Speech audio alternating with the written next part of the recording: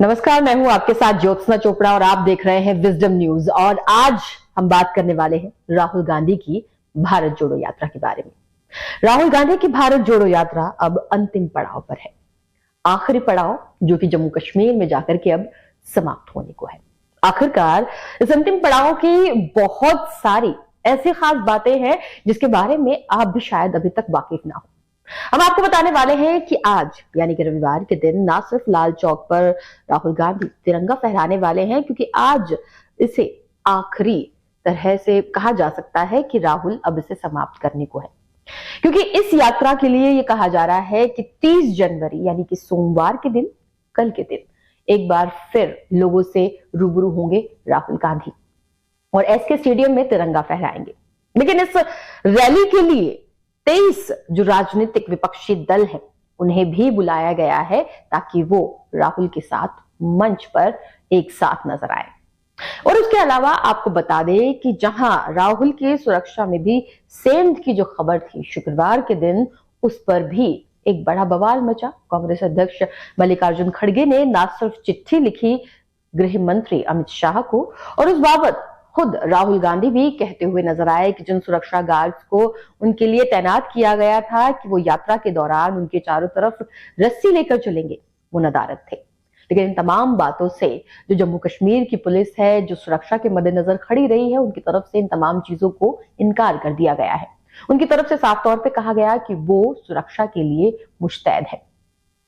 वहीं बात करें पीडीपी नेता महबूबा मुफ्ती की, तो वो भी इस यात्रा का हिस्सा बन चुकी हैं। वो भी राहुल के साथ कदम से कदम, ताल से ताल मिलाती हुई नजर आई है इस दौरान। लेकिन आखिरकार इस अंतिम पड़ाव के बारे में और क्या कुछ है खास, आइए जानते हैं इस रिपोर्ट के जरिए। भारत जोड़ो यात्रा श्रीनगर के पंथा चौक से शुरू हो चुकी है। 11:30 बजे सोनवा चौक पर यहां ब्रेक होगा। दोपहर 12 बजे राहुल गांधी लाल चौक पर तिरंगा फहराएंगे। लाल चौक पर भारी तादाद में पुलिस बल तैनात हो। पूरे इलाके को बैरिकेड्स लगाकर सील कर दिया गया है। आसपास की सभी दुकानें बंद करवा दी गई हैं। यात्रा में राहुल गांधी के अलावा मल्लिकार्जुन खड़गे, जयराम रमेश, उमर अब्दुल्ला के शामिल होने की जानकारी है। शनिवार को 3 स्तरीय सुरक्षा व्यवस्था के बीच चुरसू गांव अवंतीपुरा से यात्रा बहाल हुई। पुलवामा से पीडीपी अध्यक्ष महबूबा मुफ्ती, उनकी बेटी इल्तिजा मुफ्ती और पार्टी से बड़ी संख्या में कार्यकर्ता राहुल के साथ यात्रा में शामिल हुए। इसके अलावा पुलवामा में ही प्रियंका गांधी भी शामिल हुई। महबूबा मुफ्ती ने इस दौरान कहा कि भारत जोड़ो यात्रा कश्मीर में ताजी हवा की सांस की तरह है, क्योंकि इतनी बड़ी संख्या में लोगों को 2019 के बाद पहली बार घरों से बाहर निकलने का मौका मिला है। केंद्र सरकार ने 5 अगस्त 2019 को अनुच्छेद 370 को निरस्त किया था और उसके बाद इतनी बड़ी संख्या में लोगों को बाहर नहीं आने दिया गया। पंथा चौक से अवामी नेशनल कॉन्फ्रेंस के प्रेसिडेंट मुजफ्फर शाह भी यात्रा में शामिल हुए हैं। आज श्रीनगर के चेशमा शाही रोड पर यात्रा का हॉल्ट होगा।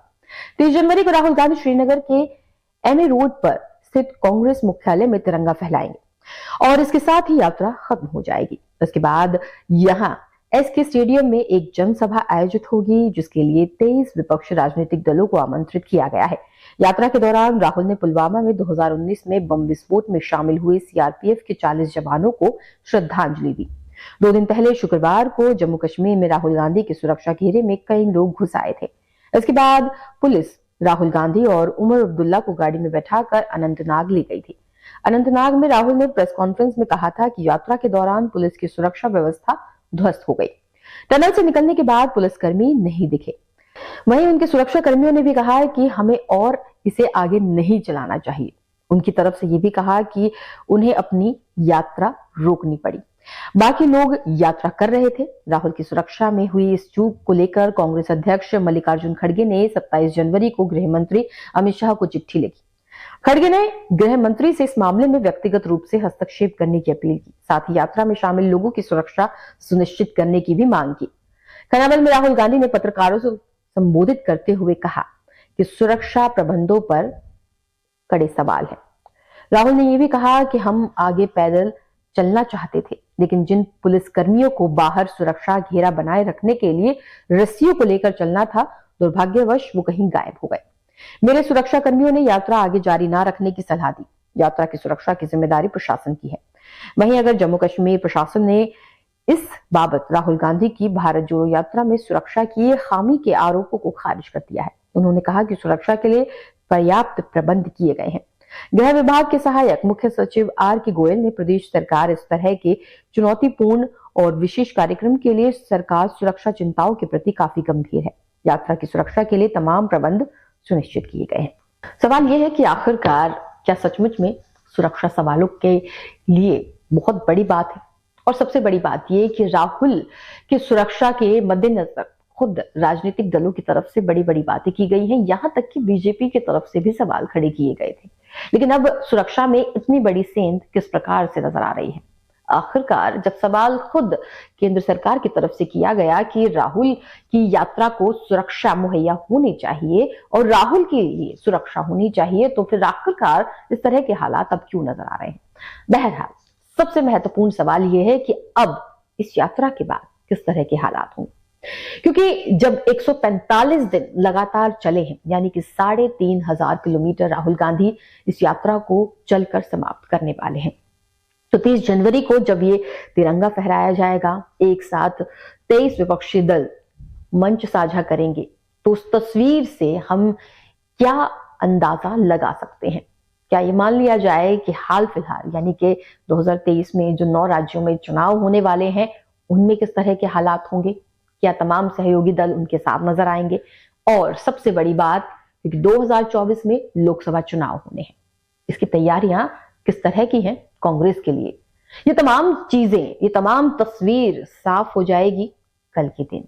जो लोग नजर आएंगे इस यात्रा की समाप्ति के समय, वो लोग राहुल के लिए कहीं ना कहीं लंबे समय तक साथ होने की कसम निभाते नजर आएंगे। लेकिन राजनीति में कसमें वादे इतने ज्यादा मायने नहीं रखते। आखिरकार आपका क्या मानना है राहुल गांधी की भारत जोड़ो के यात्रा के इस अंतिम पड़ाव को लेकर? आप क्या जानना चाहते हैं आखिरकार कि राहुल के मन में किस तरह के विचार हैं? आपका क्या मानना है? आखिरकार क्या राहुल की ये यात्रा सफल रही है? क्या वो तमाम विपक्षी दलों और उससे भी बड़ी बात देश की जनता को अपने साथ जोड़ पाए हैं? क्या कांग्रेस वापस से वो विश्वास जीत पाई है लोगों का, जो विश्वास वो खो चुकी थी इससे पहले? आपका क्या मानना है? अपना ओपिनियन हमें जरूर बताइएगा कमेंट के जरिए। फिलहाल आपसे अनुरोध करते हैं कि आप हमारे चैनल विजडम न्यूज को सब्सक्राइब कीजिए और हाँ, बेल आइकन को प्रेस करना ना भूलिएगा, ताकि आपको अपडेटेड वीडियोस के नोटिफिकेशन मिलते रहे। फिलहाल इसी के साथ आपसे चाहेंगे इजाजत। नमस्कार।